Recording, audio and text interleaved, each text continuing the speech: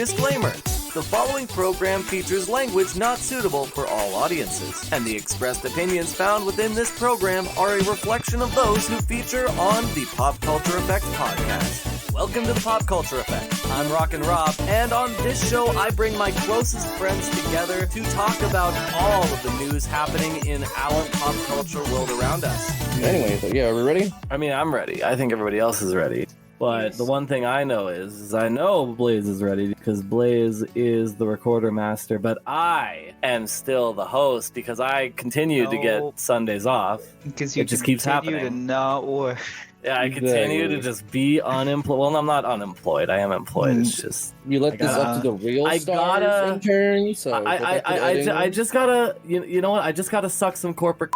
That's all I really gotta do, man. We just can't figure out how to reopen the portal to the editor's realm. Yeah, it's, you know, man. At a certain point, you gotta just be like, hey, maybe. Just maybe I should just not. But you know, I can't hold myself back from wanting to be a part of this. And the only people I'd want to be in this situation with me are my wonderful friends, because I am joined by a full house. We got all five of us here today, and we got the recorder master Blaze. What up? We got the artiste. We got Gemini. Hello. We got Subset. Heyo. And we got you don't even give me a good thing. Wow. Yeah. You're just Subset. Anyways, we got the lore master. We got Menace. Oh, everybody gets the titles, but I don't. Yeah, I don't know why. I really don't know why specifically for this recording I decided to make monikers for you guys. I don't know. I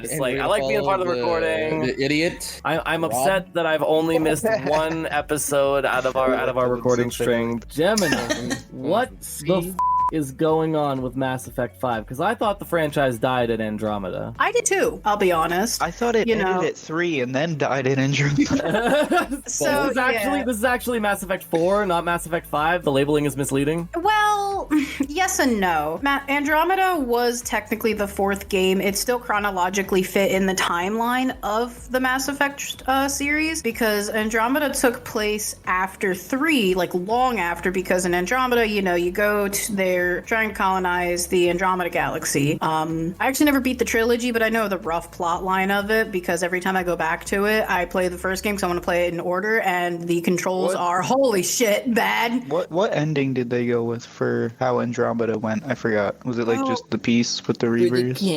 I think we haven't got there yet. Well, with Andromeda, it was weird because they left it on a cliffhanger, because I think they had anticipations for it to do well and then pull like a Dragon Age Inquisition where they would release a DLC that would kind of wrap it up. I think, because that's what they did with Inquisition, and that came out I think 4 years before Andromeda. But obviously it didn't do too well, or it was because they are going to be doing what is going on with Mass Effect 5, which they released a very, very brief teaser trailer that's 35 seconds long, and it's basically just this robed figure in a sorry, my cookies are coming up. Anyway. What? Wait, what?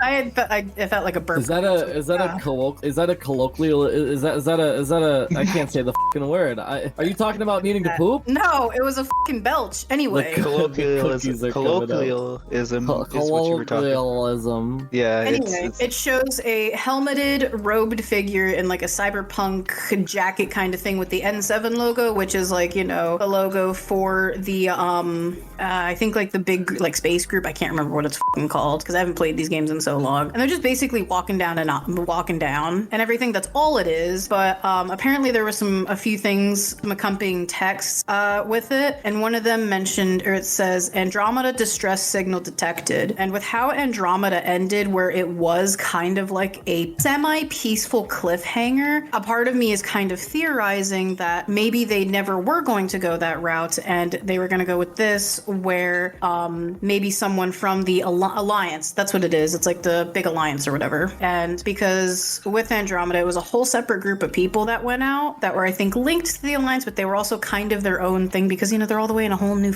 galaxy. So they're probably not going to be able to keep in contact. So maybe something had happened again, because I think like it kind of all went up in a shit show anyway with the whole, like that's basically what the whole game of Andromeda is about, is everything going to hell. Because if I remember correctly, they said like there were 4 massive like colony ships that were shipped out, like 4 or 5, and they lost contact with like one of them, which that's what I thought they would make a DLC about. Never did, tragically. But it could be something along the lines of, you know, maybe you're going to be playing as an Alliance agent who is going out to sea and assist the Andromeda mission and everything.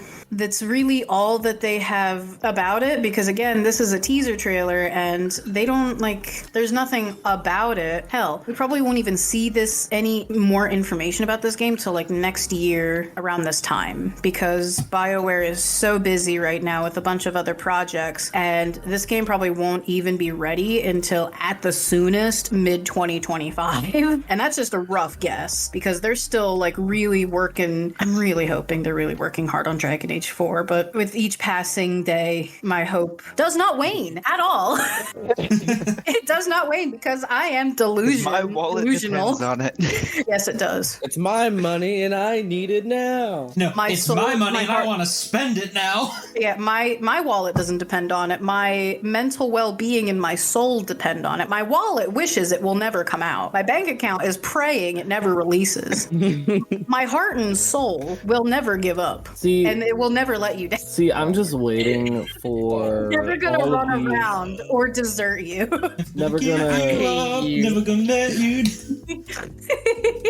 Never gonna make you cry. Never gonna say goodbye. Never gonna tell a lie. And a part of me feels that maybe they might not go with the name Mass Effect 5. They might go with Epsilon. Ooh. Because it'll probably be just as shitty as Andromeda. Andromeda actually wasn't that bad. It really wasn't. They should call it Mass Effect Milky Way. That's it's not in the Milky Way first. Yeah, yeah. Outside the Milky Way, then. Still dumb, because that's not even the same galaxy.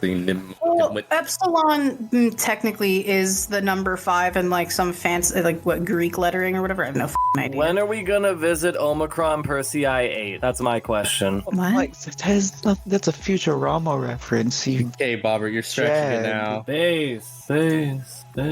All right. Some of the like, there were a few other accompanying texts. Andromeda distress signal detected. Audio transcript. Although they should know by now not to underestimate human. Redacted. Classified review briefing materials on official Alliance comms channels. Security breach detected. Contact Systems Alliance. Epsilon Oculon Nebula. That's all that. Well, I was just gonna say, is it like something that the community has to decipher to get a meaning from it, or like? Well, that's all they've released so far. It's possible. What else? Teasers evolved to be titled other things like Defiance and Post Nebula, notes of access codes of Oculin 2819 Defiance, and a lot of people think that 2819 could be when the game will be set, such as is that when like they arrive in Andromeda or some other things. So there's a lot of speculation, and the Mass Effect series is like kind of like second place, maybe third place for me, because Dragon Age is better in my opinion. That's just me,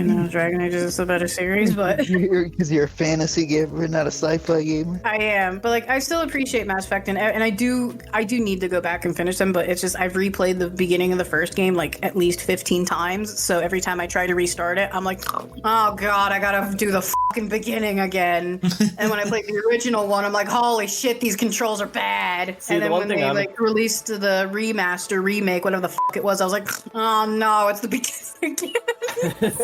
I can't wait for franchises like Call of Duty and Mass Effect and Five Nights at Freddy's to get into the double digits of their subtitles, like Mass Effect 10, Five Nights at Freddy's 20. I know that there was just a teaser for Inside Out 2, so that's happening. Yeah, I saw that. That does look interesting, because the first movie was actually really cute. I enjoyed it. Anxiety!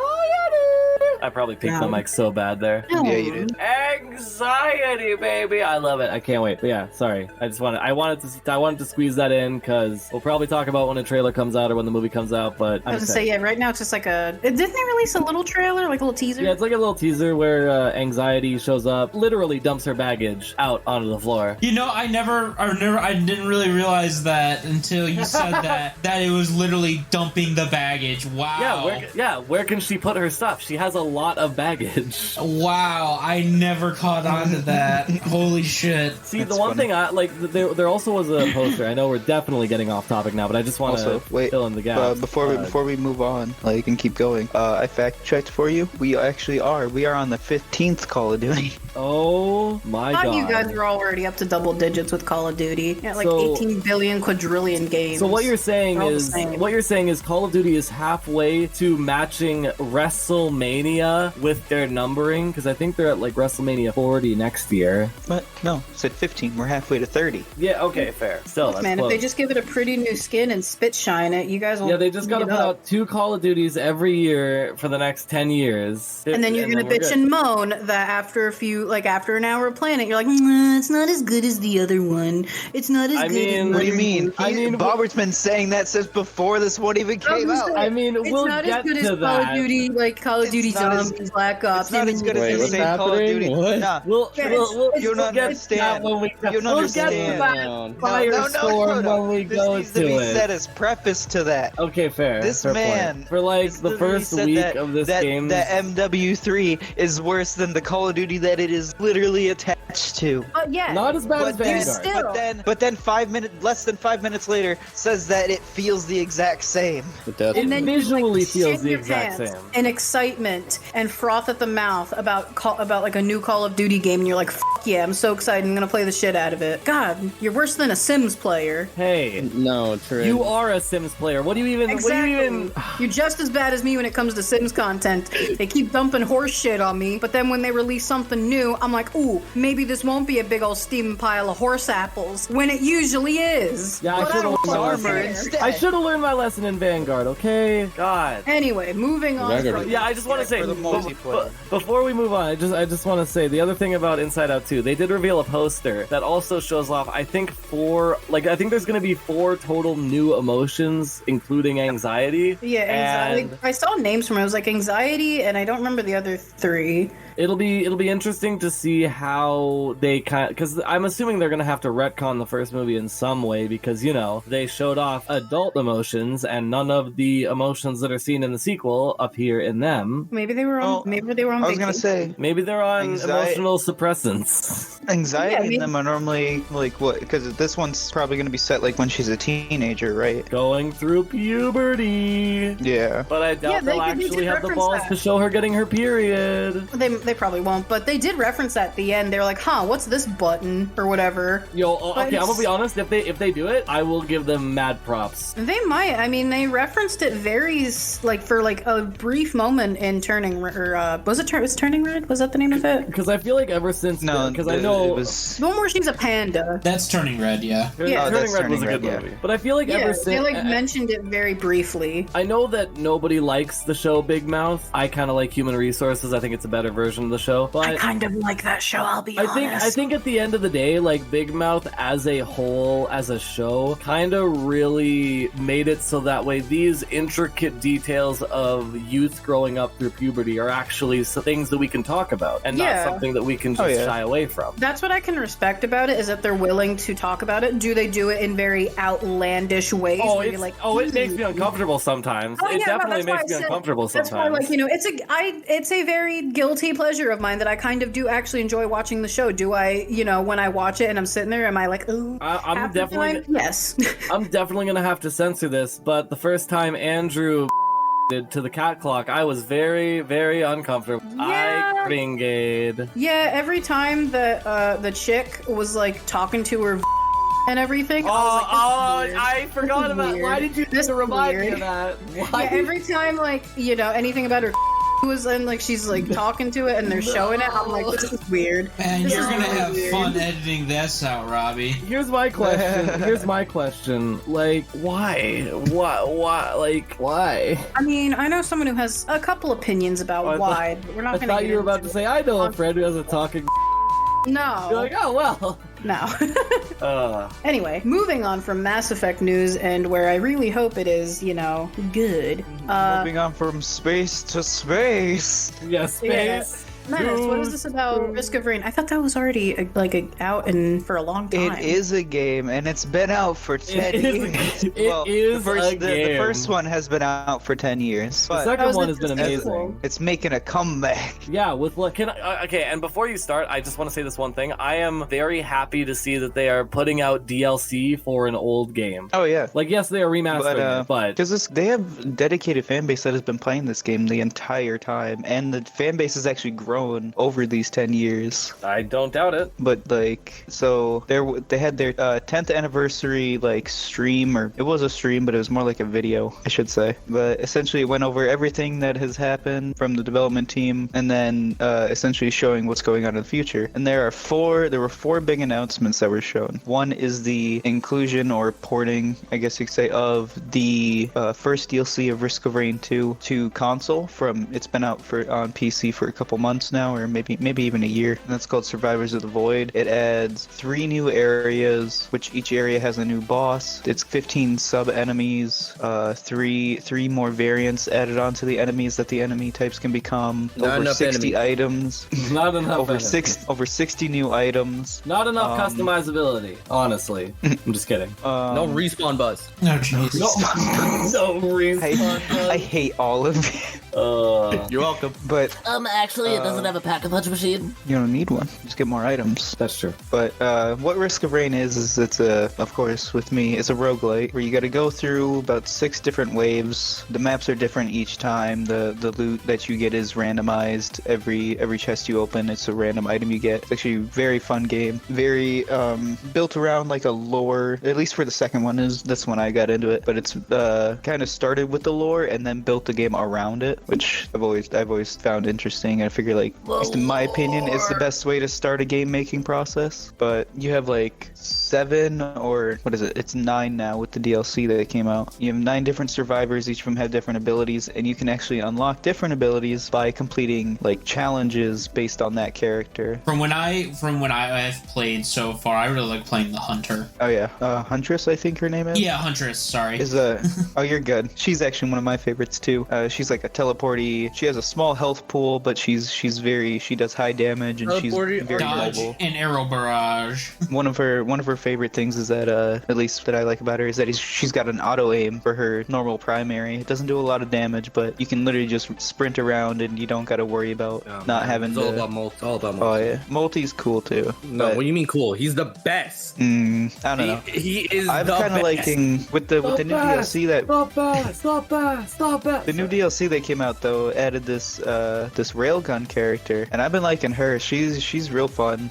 You can essentially charge up with a big damage shot, but it'll knock out your abilities for 5 seconds. Her actual secondary ability is she pulls up a scope and it becomes a sniper rifle. She's all about crit damage, which I really enjoy, and try to find the fastest way to get through the level or the fastest way to kill the boss. But I keep bouncing around, sorry. But you essentially go in. So it's fine. Oh yeah, you go through these different levels, and then at the end you get to essentially the moon of the planet, and you find one of the elder gods that essentially helped look over this planet back when it was in its prime. The lore is that the guy on the moon that you fight was actually he was part of a coup to take down the protector of the planet. He's the god of despair or whatever, I think, from this. But anyway, you go through, and when you die, you lose everything. You gotta start as a new character. I don't know. If you've watched any of our older episodes, you'll know that roguelites are kind of my jam. What was that other one that we did? It was a first-person shooter where we just it was dungeon crawling. I can't remember actually, but you know which one I'm talking about, right? Yeah. Wait, hold on. Oh, okay, I wanted to make sure my fart didn't show up on the recording. Okay, boy. Great. Good to know.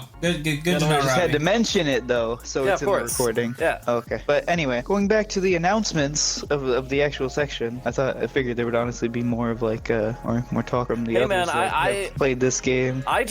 Dude, I'm gonna be honest. As a guy that is both a zombies player and also just a big heavy FPS player, I really liked it. I liked the time that I spent in it. I kind of want to spend more time into it. Yeah, it is. No, it's not. Just because it has you're right, guns no, it's in minute, Robbie does no, not mean you're right. it's It's an third person. FPS. My bad.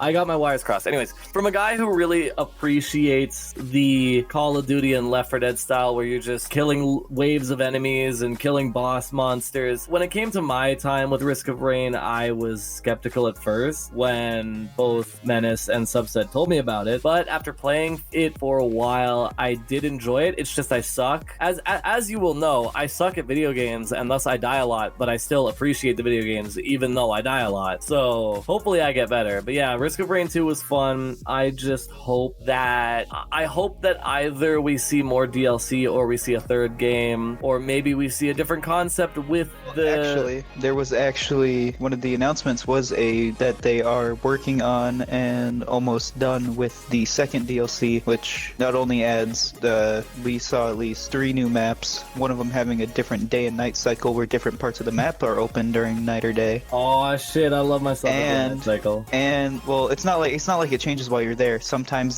some of your runs, like the map will be day. Yeah. But this one is also going to start going more like into opening up the lore for more people that have not like been into it and stuff like that, and tell like the story of what actually happened on the planet. I'm just glad that they're still adding content to it, you know, like this is still something that they are fully committed, because I feel like a lot of times when it comes to these smaller scale games, they are put out, maybe they have one DLC, but they kind of just drift off unless they are able to like create a cult following, like Hollow Knight or evidently Risk of Rain or Hades. Which these new DLCs coming out along with the other stuff coming out for it, which I should actually just let me re-pull they just announced what they're actually called. I wanna get the names right for everything that's coming out. I had it here. Okay, so we got Survivors of the Void, which is in the DLC that just came to console. We have Seekers of the Storm, which is the next DLC that's coming out. There were 2 other announcements that came out during this. Is they are creating a mobile game where you can create your own 3 team. It's obviously got little gacha features probably, where you can get different survivors and you can have your team of 3 that you can swap between seamlessly and go through runs of Risk of Rain in a more of a top-down format. And then the last announcement that they had at there is they are completely redoing Risk of Rain 1 from the ground up to put it onto Switch, and I can't remember. I definitely do like the variety of different types of enemies that are in the game too. It doesn't feel like copy and paste of the same enemies all the time. They actually have a good diversity to the enemies too, so it always kind of feels fresh every time you go into a new wave. And see, the thing I appreciate most about it is the fact that, the thing I really appreciated about it was the fact that the environments and the locations were vibrant and different, and they actually felt like you were exploring different worlds rather than just the same place but skinned differently or having a different environment. Oh yeah, I love the environment, but actually, Bobby, this is all on one planet. All these different areas that we're just exploring the one planet. So we're literally on Battle World, is what you're saying? No, like we're not getting teleported there. Like we're just trying to find our. Oh no, I was saying Battle World as in a planet that is made up of very diverse, smaller portions of other. Oh, like not. I'm not saying that in the lore it's a planet made up of smaller planets. I was just making a reference to Battle World from Marvel because that's what I thought you were talking about. I was saying no, it's not like people battling it out there or anything. Like no, I was just talking about the differing atmospheres and the differing locations. Okay. Made a reference for no reason. Granted, that's like all of my references, if I'm gonna be honest. It's okay. Sometimes. Yeah, dude, Risk of Rain. I just hope that I can get a little bit more time with Risk of Rain, because I just feel like the next game that we're gonna talk about is kind of eating away a lot of my time in the last couple days since it's come out. So I want to play more Risk of Rain because I actually do like it, and I want to get better because I know when I die, I let all down because you guys have to res me all the time. Actually, no, you don't. We can't res. I fucking die until the next round, so I just miss out on playing the game. You miss out on playing the game and getting stronger by grabbing items. Yep. But yeah, I'm very excited. I'm excited to explore the lore more. I want to see what they have.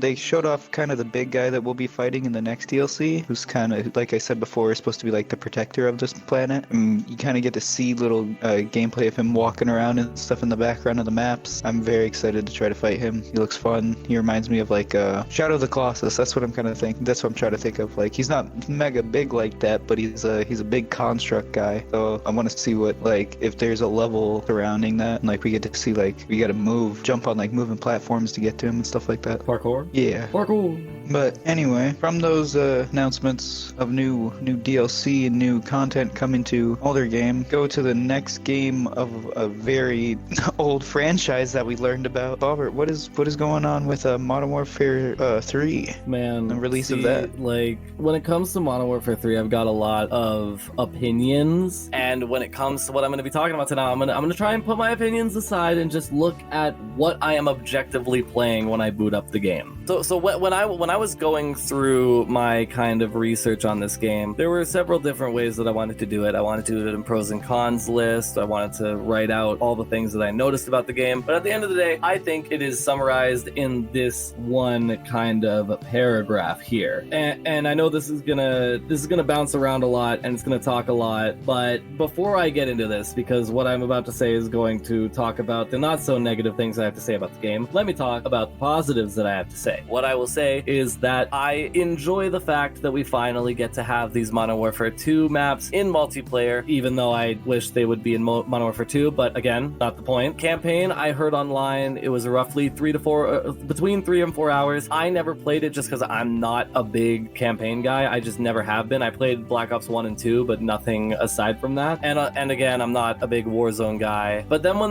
they talked about this new Zombies game mode, and they were just going to kind of transplant the new Warzone map into it, I was a little skeptical, if I'm going to be honest, especially with the history that this game has had, because, you know, when Call of Duty, like basically there was an interview, February of 2022, where Call of Duty said they were not going to make a Call of Duty in 2023, and that they were just going to focus on having a second year's worth of content on MW2. Obviously that didn't happen, and that is kind of the driving force as to why unanimously online people are saying that it is a glorified DLC for MW2. And I just want to say that, putting aside the brand new Zombies experience, which has its good moments, has its bad moments, the majority of the negative aspect of it that people have seen online is the AI enemies, which I kind of agree with. I think the objectives are fun. I just feel as though aimbot. Oh, definitely. It's so, like, their damage needs to be nerfed by half. Like, genuinely, I'm not exaggerating. I think their AI just needs to be dumbed down a little. I think their AI just needs to be removed, if I'm going to be honest. Anyway, I honestly would agree with you. I think, like, I get it. I get the whole thing that they're trying to do. They're trying to say, hey, this is the epicenter of a new outbreak. Obviously, not everybody's going to be infected already. I get that, but it's still dumb. That's not what it's doing. They're more that's the rival group, essentially. That's the you know how there was like the rival group in Cold War. There are still other people than the survivors that are around in the yeah. But yeah, just as a little aside, the Zombies mode, the game's been out 2 days. Incorporate the bad guys into there though. That's why. Yeah, but yeah, the Zombies mode, the way they handled it, where they just kind of made DMZ, which it's not like DMZ was kind of just the base that they used to make this, but I think it was an interesting experiment. I don't necessarily know how the long-term lifespan of the mode is going to go, but I think I will say this without going into too many negatives. I am glad that I, as a Zombies player, have something to play that is new Zombies content before we get to the new Treyarch game in 2024. But anyways, also apparently the Wonder Weapon's cool, and the other thing I want to say about the Zombies mode before I get too wrapped up into just this little paragraph before I end things off is the Zombies actually feel not just tough, but it feels like there is a plentiful amount of them, because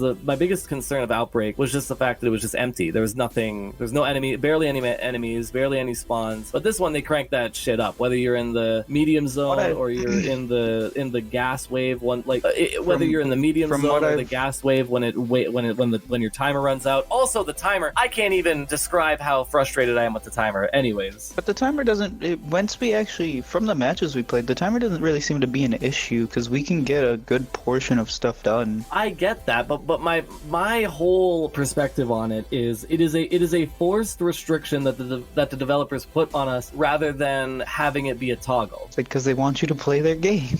Well, yeah, but I guess they want to restrict. If they want to restrict how much we do in a single game. My whole thing is, you already out of our group, you are the farthest. You are already almost done with Act 1. If you had no time limit, you would already be done with the game and be bored and not want to play it, wouldn't you? I wouldn't say that.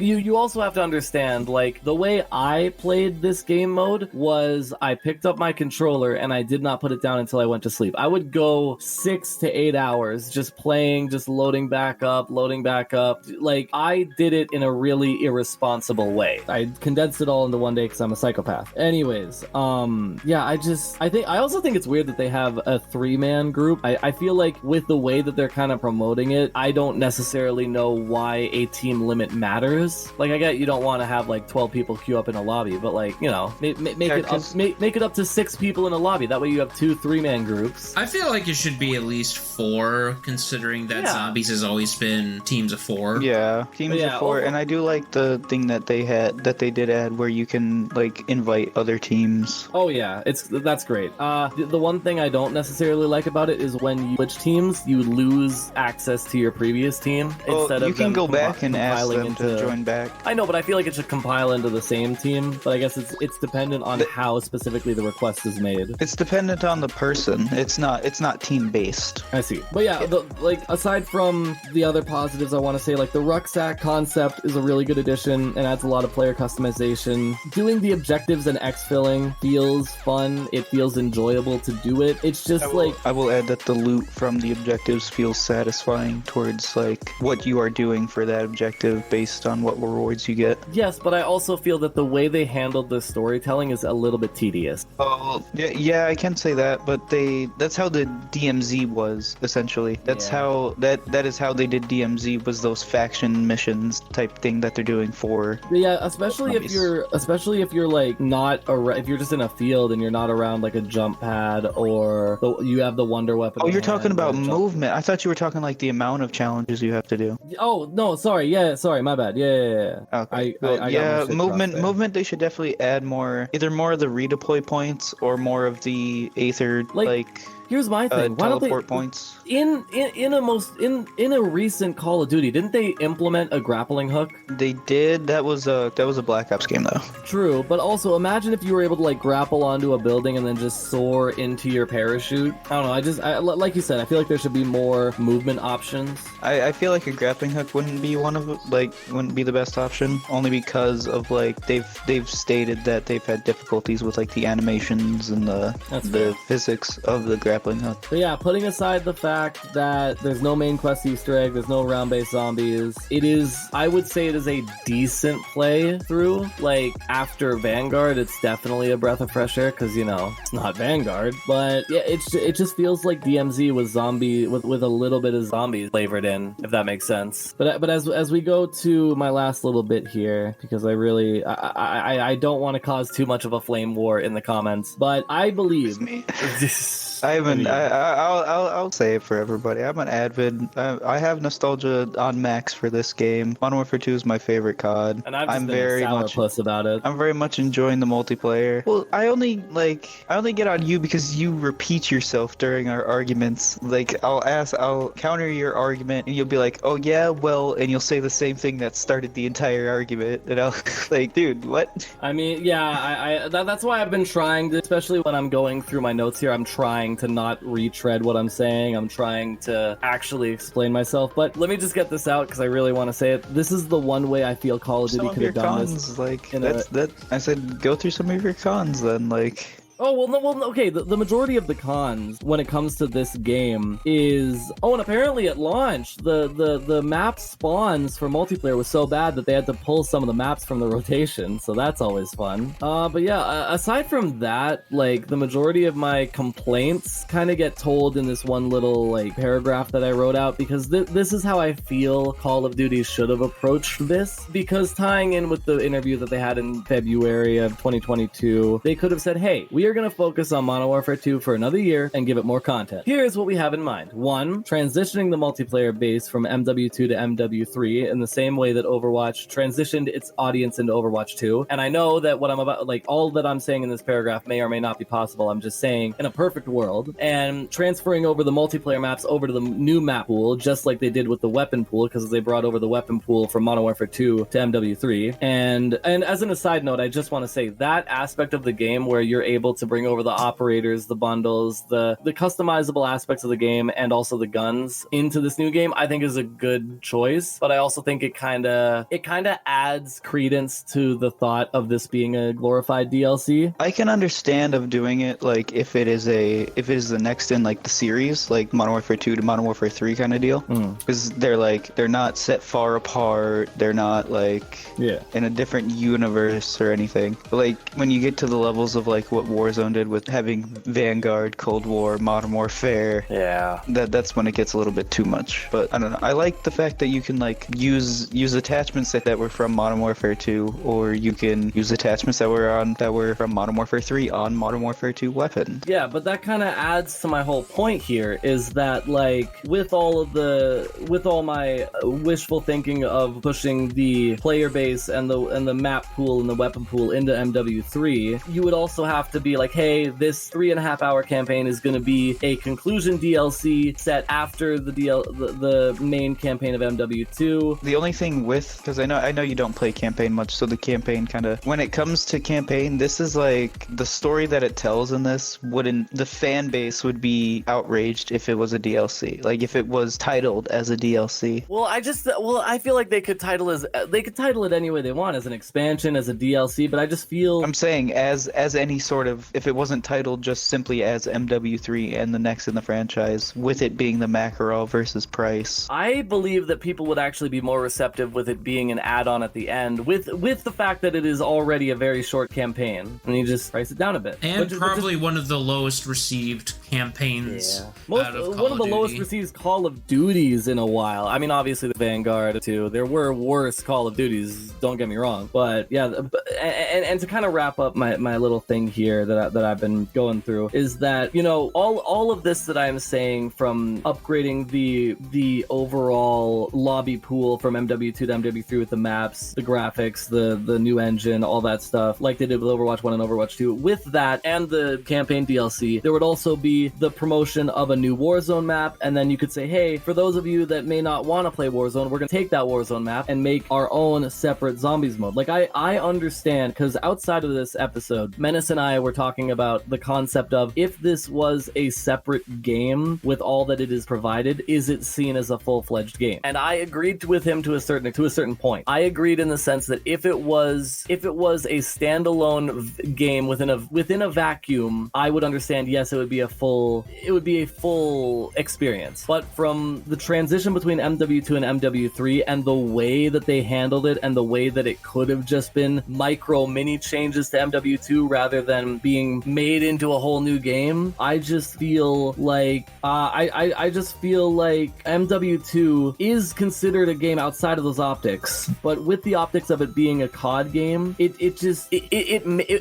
makes more financial sense to promote it as a second year of content for MW2 and sell it at like $40 to $50 than put it in its own Call of Duty and charge $90 for it. And remember, this is all hinging on the fact that in 2022 they had an interview where they said, we're not making a Call of Duty in 2023, which obviously they went back on. From a mainly multiplayer aspect, I think that they've done great with what they set out to do. And I can get that, but at the same time, I know it's a far-fledged thing to say, to just say, oh, they could do what Overwatch did, but it could be possible to take the base of MW2, be like, okay, we're gonna make MW3 and just port the game, port all of the assets that are in MW2, like the maps, because they already did it with the guns. I don't necessarily believe it would be too difficult to bring all of the MW2 maps into MW3. But that all depends on, there's a bunch of different. With that is they wanted this this game. Like, I understand about adding them. And but the the whole reason I even say special this about it was that it's the fan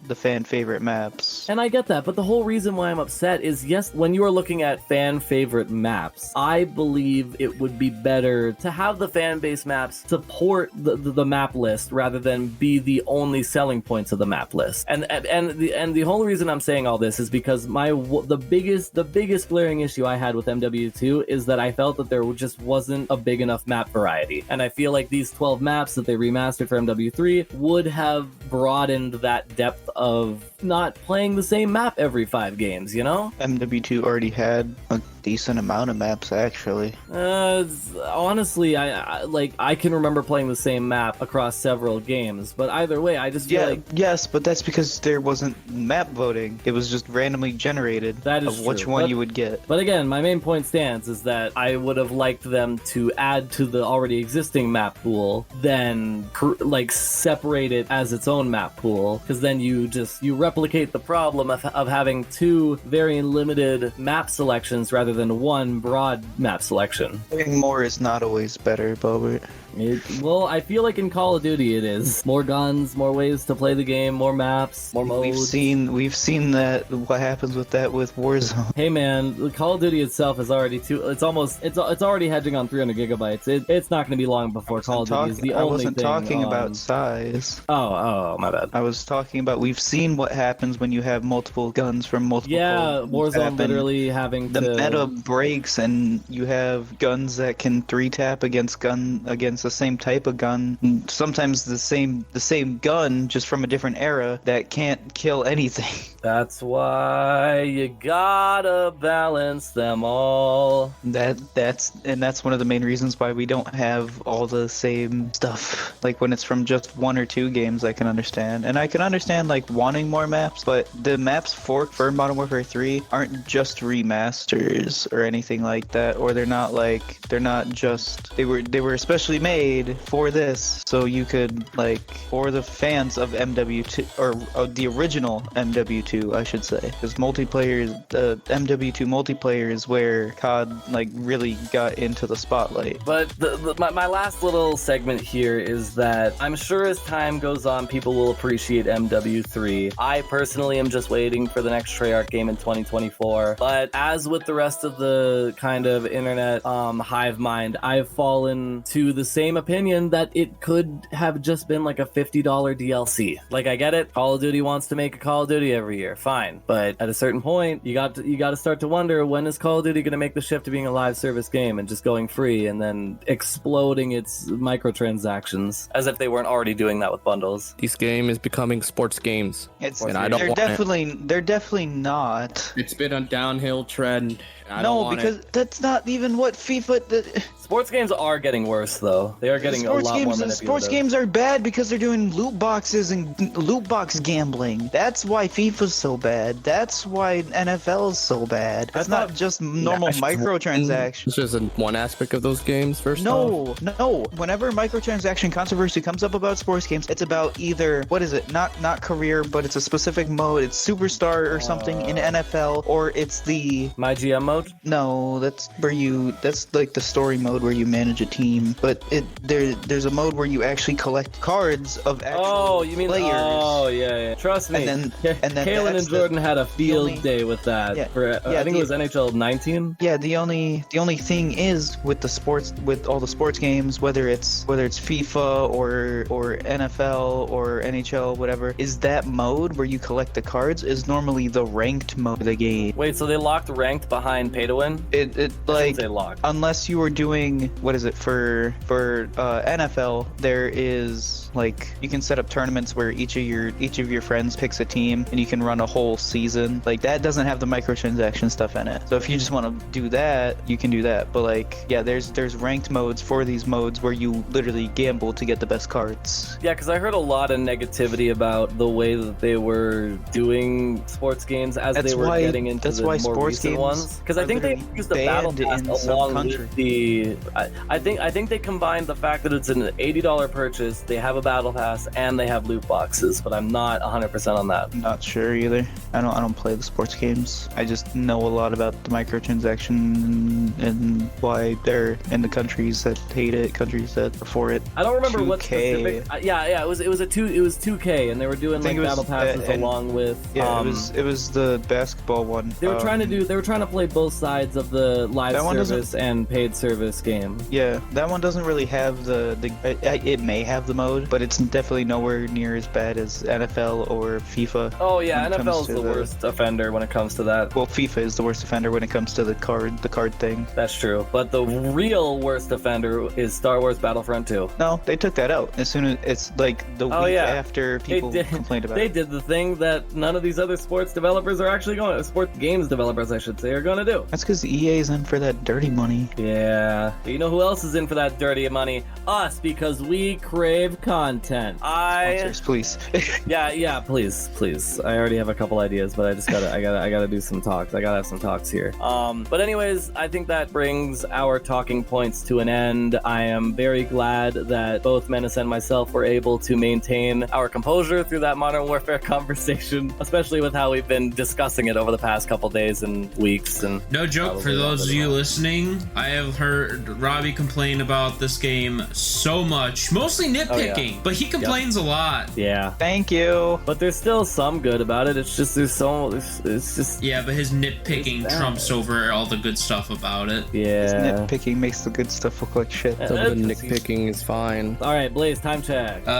We're just almost at 2 hours. That's fucking hilarious. I would like to realize like an hour of this is just us randomly talking about shit that has nothing to do with anything. It's fine. It's content. Anyways, I'd like to thank all my wonderful friends for taking the time to join me on this wonderful ride, from Blaze anytime to Gemini, a pleasure as always, to Menace. I had times. And Subset. Heyo. And he peaked. And he did it, folks. He did it. We got it, ladies and gentlemen. We got him. Anyways, please make sure to go check out all of the wonderful topics that we discussed today. Make sure to check out all the other wonderful podcasts that CJSW has to offer. Make sure to subscribe to our YouTube and leave a like and comment, because you know we gotta pander. That's because we need to get into the algorithm before we can even make the money. We are the South Park Panderverse.